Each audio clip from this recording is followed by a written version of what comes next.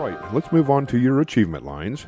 Now these achievement lines are small lines that rise up off the top of the lifeline, and they travel up towards that Saturn finger.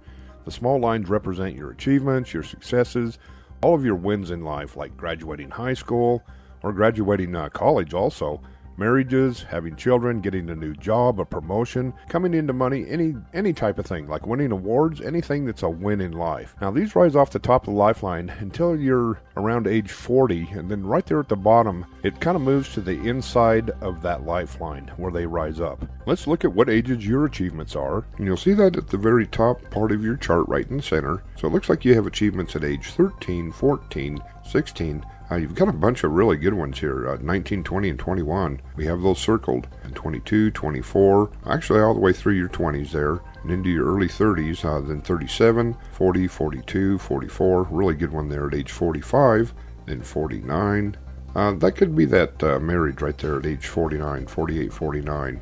Then a really good achievement there at age 53, we have that circled.